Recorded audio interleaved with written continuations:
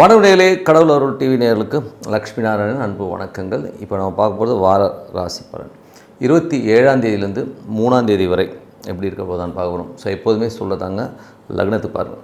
ராசிக்கு பார்ப்பதை விட லக்னத்து பாரு ரொம்ப பர்ஃபெக்டாக இருக்கும். உதாரணமாக ஒரு மகர லக்னம் விருச்சிக ராசினா நீங்கள் விருச்சிக ராசிக்கான பலன்களை பார்க்கறத விட மகர ராசிக்கான பலன்களை பார்க்கும்போது ரொம்ப பர்ஃபெக்டாக இருக்கும்.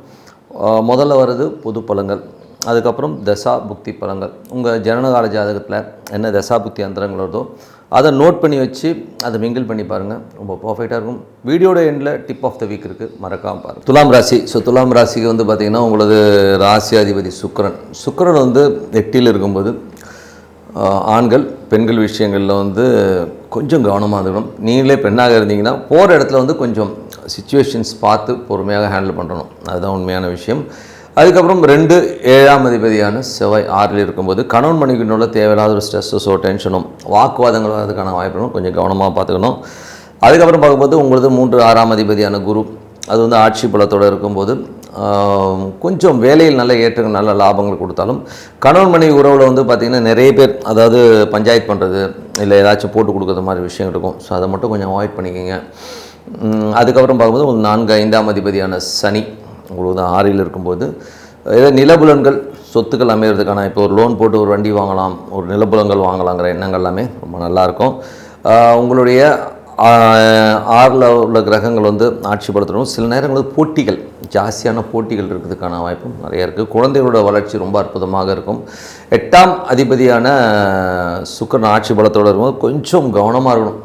ஏன்னா வந்து ஏதாச்சும் பர்ஸு பணம்லாம் எடுத்துகிட்டு போகும்போது கொஞ்சம் கேர்ஃபுல்லாக இருந்துக்கிறது ரொம்ப ரொம்ப நல்லது. 6ஆம் அதிபதி செவ்வாய் வந்து உங்களுக்கு வந்து 7ஆம் அதிபதி 6ல் இருக்கும்போது கணவன் மனைவிக்குள்ள தேவையில்லாத தர்க்கங்களை கொண்டு வந்து விட்டுரும். அதனால் கொஞ்சம் வந்து பொறுமையாக பேசி ஹேண்டில் பண்ணணும். அதாவது ஒரு ஷார்ட் டைம் தான் வச்சுப்போமே, ரொம்ப நாள் கிடையாது. இதில் வந்து மேட்டர் ஒரு 10-15 டேஸ் தான். அதனால் ரொம்ப போட்டு மன உளைச்சலுக்கு வரணும்னு அவசியம் கிடையாது. அதுக்கப்புறம் பார்த்து உங்கள் 9ஆம் அதிபதியான புதன் 9ஆம் அதிபதி புதன் வந்து பார்த்திங்கன்னா ஆட்சி விட 9லே இருக்கும்போது நல்ல ஒரு வெளிநாடு அப்பா சம்மந்தமான விஷயங்கள் எல்லாமே அற்புதமாக இருக்கும். பெரிய லெவலில் வந்து முன்னேற்றங்கள் வர்றதுக்கான வாய்ப்பும் ரொம்ப நல்லா இருக்குங்க. அதுக்கப்புறம் பார்க்கும்போது உங்களது 10ஆம் அதிபதி சந்திரன் நல்ல லாபங்கள் தொழிலில் பெரிய ஒரு முன்னேற்றங்கள் வர்றதுக்கான வாய்ப்பு, கொஞ்சம் அலைஞ்சி திரிஞ்சு பெரிய வெற்றிகள் பெறுவதற்கான வாய்ப்புமே ரொம்ப சூப்பராக இருக்குது. அதுக்கப்புறம் பார்க்கும்போது உங்களுக்கு 11ஆம் அதிபதியான சூரியன் 11ஆம் அதிபதி சூரியன் 7லும் சுப நிகழ்ச்சி நடக்கிறதுக்கான வாய்ப்புலாம் ரொம்ப நல்லா இருக்குது. நீங்கள் பிளான் பண்ண பிரகாரம் எல்லா விஷயமும் நடக்கிறதுக்கான வாய்ப்புமே ரொம்ப சிறப்பாக இருக்குங்க. ஸோ இதுவரை பார்த்தது பொது பலன்கள். இப்போ பார்க்கும்போது தசாபக்தி பலன். துலா லக்னமாகிறது சூரியன் தசாபக்தி. சூரியன் 11ஆம் அதிபதியான சூரியன் 7ல் இருக்கும் சுப நிகழ்ச்சிகள் நடக்கிறதுக்கான வாய்ப்புகளுமே ரொம்ப நல்லா இருக்குது. கணவன் மனைவி நல்ல உல்லாசமும் சந்தோஷமும் சுற்றுறதுக்கான வாய்ப்புகள், ரொம்ப ஹாப்பியஸ்ட் ஒரு லைஃபை கண்டிப்பாக லீட் பண்ணுவீங்க. துலா லக்னமாக வந்து சந்திர தசாபத்தினா சந்திரன் வந்து தொழில் ரீதியான விஷயங்கள் நல்ல லாபங்கள் நல்ல ஏற்றங்கள் கொடுக்கறதுக்கான வாய்ப்புகளுமே ரொம்ப நல்லாயிருக்கு. துலா லக்னமாகிறது செவ்வாய் தசாபத்தி அந்தரங்கள். செவ்வாய் வந்து பார்த்திங்கன்னா உங்களுக்கு என்ன மாதிரி விஷயங்களை பண்ணும் அப்படின்னும்போது செவ்வாய் வந்து 7ஆம் அதிபதியாக இருந்து 6ல் இருக்கும்போது கணவன் மனைவிக்கு நடுவில் வந்து தேவையில்லாத ஒரு தர்க்கங்கள் மற்றவர்கள் நம்மகிட்ட வந்து ஏதாச்சும் பேசி போட்டு கொடுத்து அதனால் ஒரு மனக்கலக்கங்கள் வரதுக்கான வாய்ப்புகளும் கொஞ்சம் கவனமாக இருந்துக்கிறது ரொம்ப ரொம்ப நல்லது. துலா லக்னமாக இருந்து உங்களுக்கு வந்து பார்த்திங்கன்னா ராகு தசாபதி. ராகு வந்து 5ல் இருக்கும்போது ஆன்மீக பயணங்கள் ஆன்மீக சுற்றுலா அதுக்கப்புறம் குலதெய்வ வழிபாடுமே ரொம்ப சிறப்பான பலன்களை கொடுக்கும். குழந்தைகள் கொஞ்சம் அரகண்ட்டாக நடக்கிறாங்களோ அப்படிங்கிற ஃபீலே கண்டிப்பாக ஏற்படுத்தும். அது பரவாயில்ல, அட்ஜஸ்ட் ஆகிடும்னு வச்சுப்போமே சொல்கிறேன் நான். ஸோ அதுக்கப்புறம் பார்க்கும்போது துலா லக்னமாக வந்து குரு தசாபுத்தி அந்தரங்கள். குரு வந்து பார்த்திங்கன்னா உங்களுக்கு 6ல் வந்து ஆட்சி பலத்தோடு இருக்கும்போது வேலையில் நல்ல ஏற்றங்கள் நல்ல அங்கீகாரம் கொடுக்கறதுக்கான வாய்ப்பு நல்லாயிருக்கு. துலா லக்னமாக வந்து சனி தசாபுத்தி அந்தரங்கள். சனி வந்து பார்த்திங்கன்னா 6ல் இருக்கும்போது உங்களுக்கு வந்து இந்த மாதிரி விஷயங்கள் 4 5ஆம் அதிபதி 6ல் இருக்கும்போது நிலபுலன்கள் ஏதாச்சும் சொத்துக்களோ வண்டி வாகனங்களோ லோன் போட்டு வாங்கலாம் அப்படிங்கிற எண்ணங்களை கொடுக்கும். அதே மாதிரி வந்து துலா லக்னமாக இருந்து புதன் தசாபுத்தி. புதன் வந்து ஆன்மீகம் சம்மந்தமான விஷயங்களாக இருந்தாலும் சரி, நிறைய பிரயாணங்கள் நல்ல லாபங்கள், அப்பா சார்ந்த உறவில் நல்ல லாபங்கள் வரதுக்கான வாய்ப்புலாமே ரொம்ப நல்லாயிருக்கு. வெளிநாட்டில் இருக்கணும் ஒரு பெரும் பணம் ஒரு பெரிய லெவலில் வந்து ஒரு முன்னேற்றங்கள் வரதுக்கான வாய்ப்புலாமே ரொம்ப நல்லாயிருக்கு. துலா லக்னமாக வந்து கேது தசாபதி இருந்தாலும் கேது வந்து 11ல் இருக்கும்போது லிட்டிகேஷன் கேசஸ் ஏதாச்சும் அதெல்லாம் ஆக்கப்பூர்வமாக நடக்கிறதுக்கான வாய்ப்புலாமே ரொம்ப நல்லாயிருக்கு. இப்போ போய் பேசி பஞ்சாயத்து பண்ணி அதெல்லாம் வந்து கிளியர் பண்ணுறதுக்கான வாய்ப்புகளை சில பேருக்கு ஏற்படலாம். மற்றபடி வந்து பார்த்திங்கன்னா ஆன்மீகம் சார்ந்தவர்களுக்கெல்லாமே ஒரு பெரிய பணம் புகழ் எல்லாமே கிடைக்கிறதுக்கான வாய்ப்புலுமே ரொம்ப நல்லாயிருக்கு. துலா லக்னமாக வந்து சுக்கிர தசாபதி இருந்தார்கள்.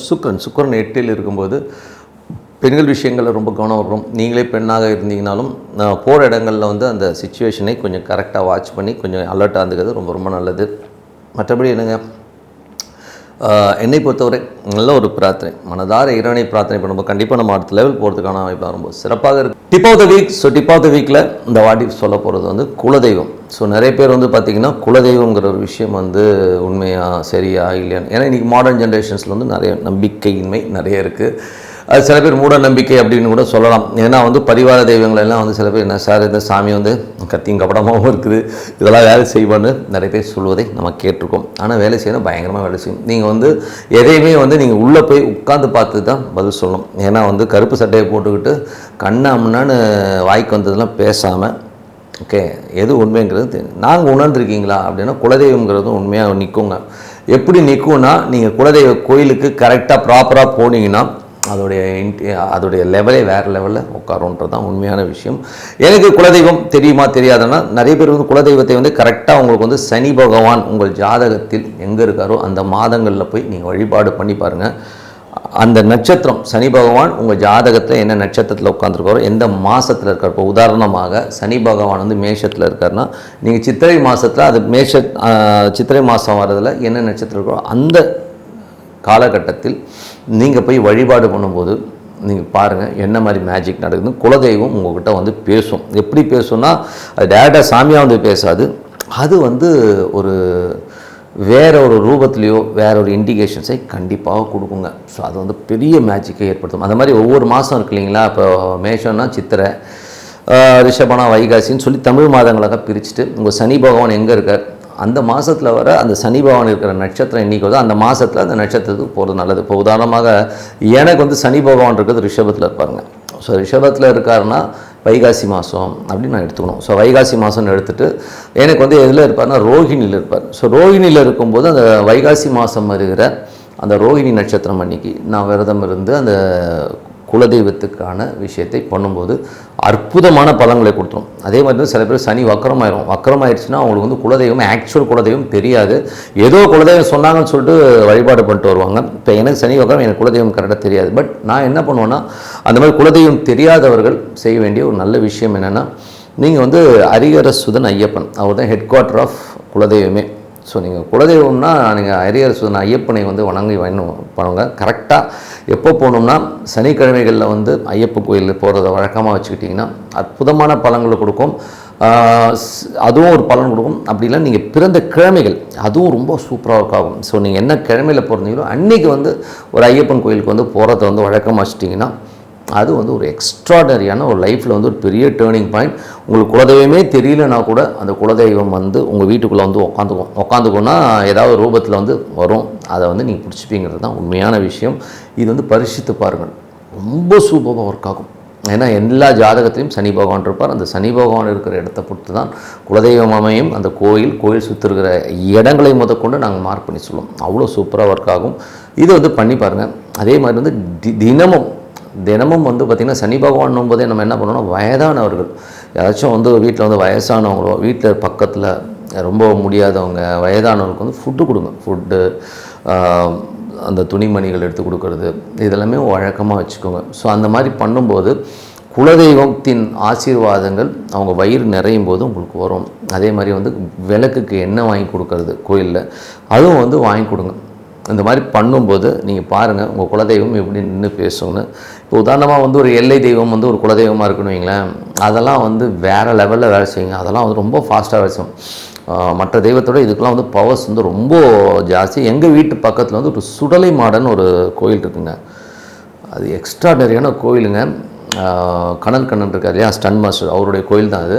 எங்கள் ஏரியாவில் வந்து எல்லாருமே அதை போய் வழிபாடு பண்ணுவோம். ஸோ வழிபாடு பண்ணும்போது எனக்கு ஏற்பட்டது, நான் ஒரு நாள் திடீர்னு எனக்கு தோணுச்சு ஒரு அருவா வாங்கி கொடுப்போம் அப்படின்னு சொல்லிட்டு தோணும்போது அந்த இன்சிடென்ட் வந்து நான் அருவா வாங்கி கொடுக்குறேன்.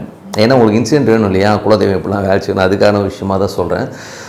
அருவா வாங்கி கொடுக்குறேன். என் பையனும் நானும் கொண்டு போய் கொடுத்துட்டு அந்த சாமிக்கிட்ட இருந்து ஒரு பழம் கொடுக்குறாங்க. அதாவது கற்ப கிரகத்துக்கு உள்ளே இருக்கிற சாமிக்கிட்ட ஒரு பழம் கொடுக்குறாங்க.